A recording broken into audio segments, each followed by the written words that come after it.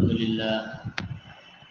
لله وكفى وسلام على عباده الذين اصطفى أما بعد فأعوذ بالله من الشيطان الرجيم بسم الله الرحمن الرحيم قل يا أهل الكتاب هل تنقمون منا إلا أن آمنا بالله وما أنزل إلينا وما أنزل من قبل وأن أكثركم فاسقون قل هل أنبئكم بشر من ذلك مثوبة عند الله من لعنه الله وغضب عليه وجعل منهم القردة والخنازير وعبد الطاغوت أولئك شر مكانا وأضل عن سواء السبيل صدق الله العظيم.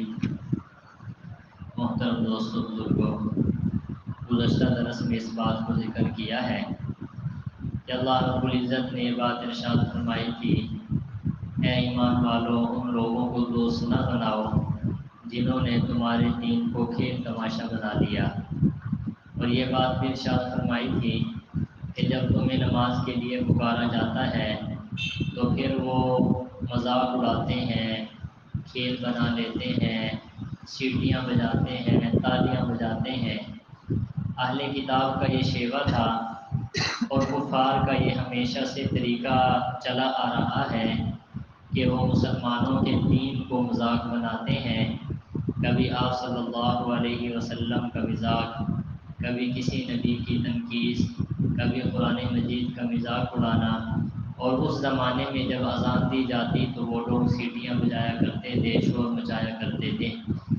آج کی آیت مبارکہ کے اندر ان آیات میں اللہ رب العزت نے اپنے پیارے پیغمبر کو یہ بات کہی ہے کہ اے پیغمبر، ان اہل کتاب سے یہ پوچھئے کہ تم جو ہمارے دین کے اندر عیب نکالتے ہو تو ہمارے اندر عیب کون سا ہے؟ کیونکہ صرف ایمان لانے کی وجہ سے وہ لوگ مسلمانوں پہ سخت ناراض تھے. ان لوگوں نے سرور کائنات صلی اللہ علیہ وسلم پہ ایمان کیوں لے کر آ گئے؟ یہ مسلمان کیوں بن گئے؟ پہلی ساری کتابوں پر یہ کیوں ایمان رکھتے ہیں اور پہلے انبیاء کو کیوں مانتے ہیں؟ یہ ان کو بطور اعتراض کے دین پر کھیل تماشا بنانے کا یہ مقصد تھا. اللہ رب العزت نے فرمایا ان اہل کتاب سے یہ بات پوچھئے، پھر ان کے اپنے کرتوت بیان کیجئے کہ تمہارے اندر ہزار عیب ہیں پھر بھی تم اپنے آپ کو اچھا کہتے ہو، اور مسلمانوں میں کوئی کسی قسم کا عیب نہیں ہے پھر بھی تم مسلمانوں کو برا کہتے ہو. ذرا اپنے کردار پہ نظر ڈالو تو تمہیں پتہ چل جائے گا کہ تم غلط ہو یا مسلمان غلط ہیں.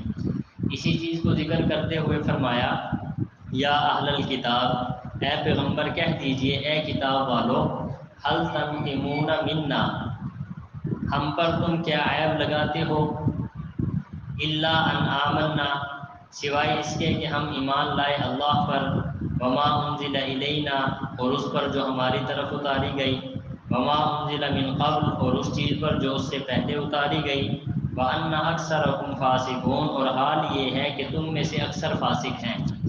یعنی تم ہم پر الزام لگاتے ہو صرف اس وجہ سے کہ ہم ایمان لے کر آ گئے اللہ پر اور ہمارے پاس جو کتاب اتری ہے قرآن مجید ہم اس پر ایمان لے کر آئے، ہم سے پہلے کتابیں اتری ہیں ہم اس پر ایمان لے کر آئے. تم اس وجہ سے ہم پر عیب لگاتے ہو، الزام لگاتے ہو، ہمارے دین کا مذاق اڑاتے ہو، حالانکہ حال یہ ہے کہ تم میں سے اکثر لوگ جو ہیں فاسق ہیں. تم اپنے اعمال کا جائزہ لو، تم ہم میں سے اکثر لوگ ایسے ہیں جو اللہ کی اطاعت سے نکلے ہوئے ہیں اور اللہ کی نافرمانی میں مبتلا ہیں.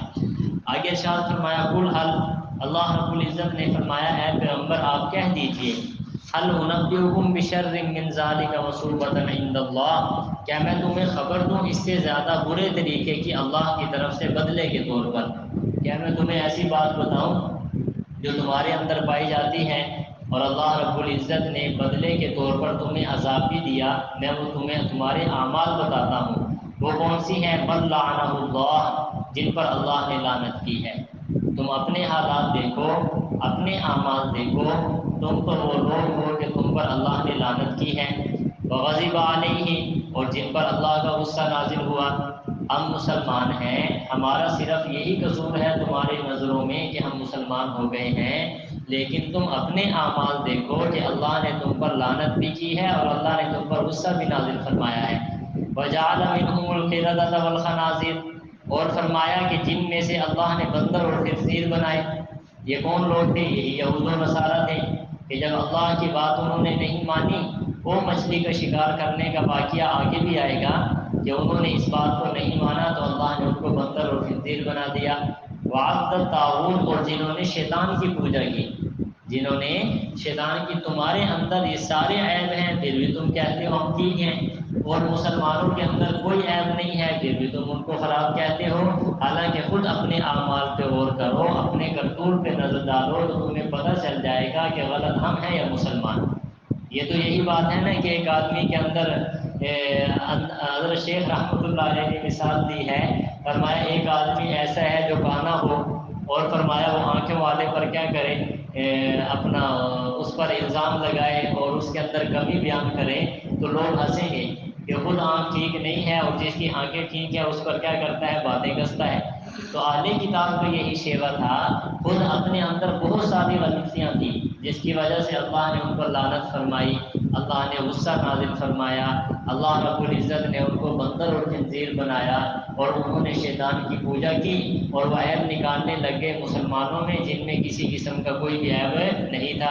تو ارشاد فرمایا اولئک شر مکان واضل عن سواء السبیل، یہ لوگ زیادہ برے ہیں اضل ہوئے ٹھکانے کے اور زیادہ بھٹکے ہوئے ہیں سیدھے راستے سے، یعنی جو مسلمانوں کے دین کا مذاق اڑاتے ہیں یا مسلمانوں پر عیب لگاتے ہیں، اللہ رب العزت ارشاد فرماتے ہیں ان کا ٹھکانہ برا ہے اور وہ جہنم ہے، اور یہ بھٹکے ہوئے بھی ہیں، سیدھے راستے پر نہیں ہیں۔ اللہ رب العزت ہمارے درس کو